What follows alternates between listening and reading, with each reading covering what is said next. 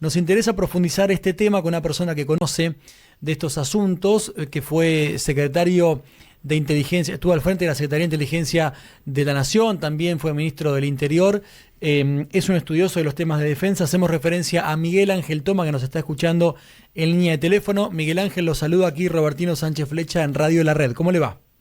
¿Qué tal, Robertino? Un gusto. De igual modo, bueno, intentando entender esto que ocurre, nuevo capítulo de esta saga que aceleró con la captura de Nicolás Maduro el fin de semana, en este caso algo más bien estratégico, ¿no, Miguel Ángel? ¿Qué primera lectura o reflexión podemos hacer de las escenas que vimos hoy, como decía mi compañero Pablo Vinocourt, más de carácter bélico, por decirlo de algún modo, con Estados Unidos incautando barcos no venezolanos, sino de una potencia de la magnitud de Rusia? Bueno, vayamos por partes, ¿no? Dale. Lo primero y principal que hay que señalar, Sí, Estados Unidos tiene una superproducción de petróleo, no necesita es del verdad. petróleo de Venezuela. Lo que sí necesita del petróleo venezolano es que no se utilice como un instrumento de sostenimiento de quienes constituyen en América Latina una suerte de enclaves todavía, Claro, caso de Cuba concretamente, del socialismo, pero también que ese petróleo no sea negociado con potencias con las cuales comercialmente hoy se enfrenta Estados Unidos, por un lado. Y por el otro, tenemos que tener muy en claro que Estados Unidos no está tomando barcos que surgen a través de la exportación que hace PDVSA. Esto es una exportación legal de petróleo donde se figura perfectamente su destino, etcétera, etcétera, sino que está incautando sí, a barcos de la flotilla oscura, como así se la define, que lo único que hacen es ingresar dinero no a las arcas del Estado venezolano, sino a la cúpula corrupta del régimen que alimenta, junto con el narcotráfico, la enorme potencialidad financiera claro, de los grupos que controlan el Estado. Entonces, la incautación de estos petroleros tiene que ver fundamentalmente con el control del destino de ese petróleo y con el control del destino del dinero que ese petróleo genera. Es claro. decir, es un juego a dos bandas que hace Estados Unidos, tendiente fundamentalmente a ejercer lo que hoy se está definiendo como una nueva división internacional del mundo, Claro. que ya no tiene que ver con el conflicto de la Guerra Fría del siglo XX.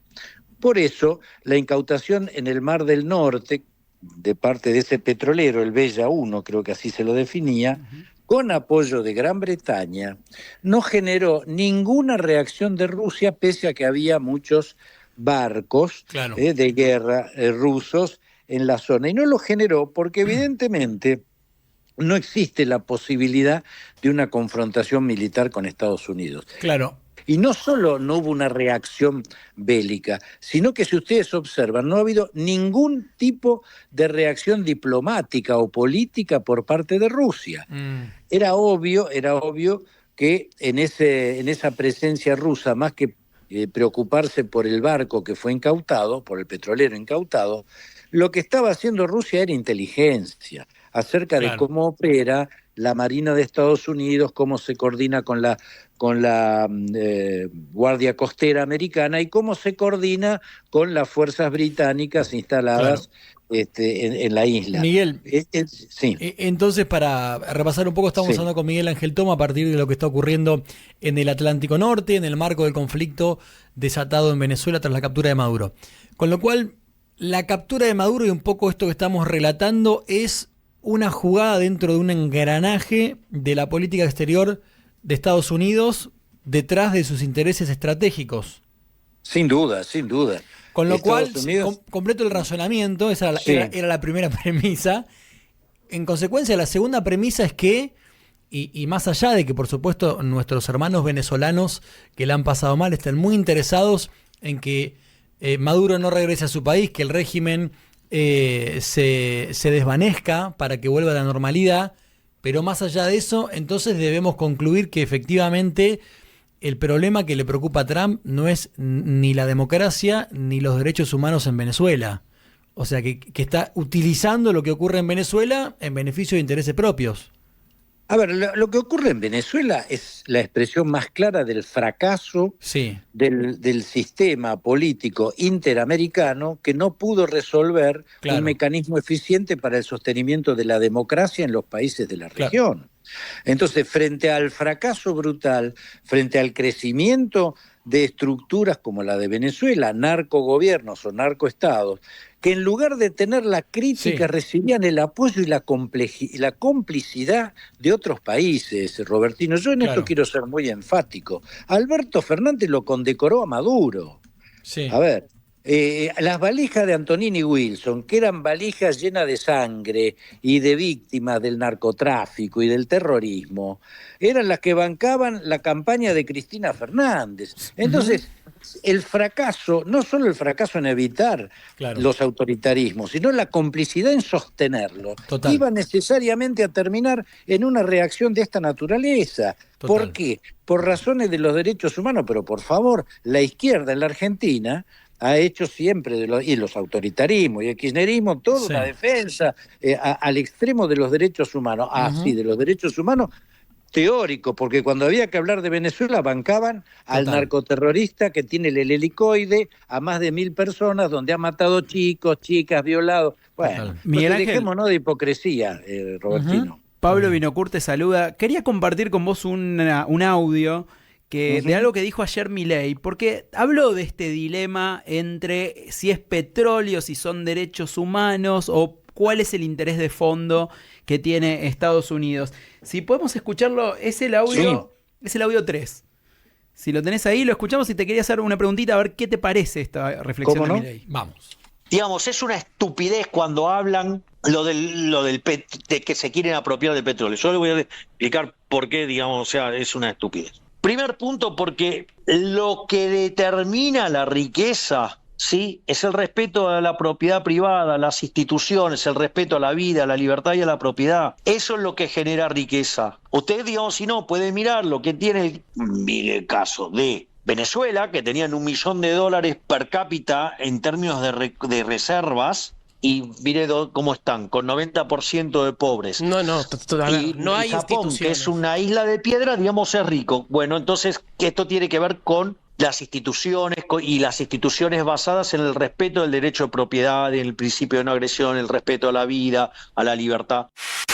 Dice que es una estupidez que sea por el petróleo. Y vos, Miguel Ángel, en un momento de la charla decías, a Estados Unidos le sobra petróleo. Entonces, ¿qué es? ¿Qué es lo que hay de fondo en esta intervención? Insisto, Robertino, en que lo que le interesa a Estados Unidos no es el control ni Claro, la apropiación del petróleo, es qué hace la banda que gobierna a Venezuela con el petróleo. claro. Si es para sostener a Cuba, si es para mandárselo a Irán, o es para mandárselo a China o a Rusia, es mandárselo a los competidores. O sea que para vos Consecu- es 100% una cuestión geopolítica, no una Ni- cuestión sin, nin- económica. sin ninguna duda que es una cuestión de naturaleza geopolítica. Es más, Trump acaba de decir, vamos a hacer inversiones en Venezuela, en el área petrolera, vamos a producir y lo vamos a vender a precio de mercado, garantizando que esto sirva para el crecimiento de Venezuela. O sea, no hay un interés estricto de naturaleza económica, sino de cómo se utiliza el Claro. recurso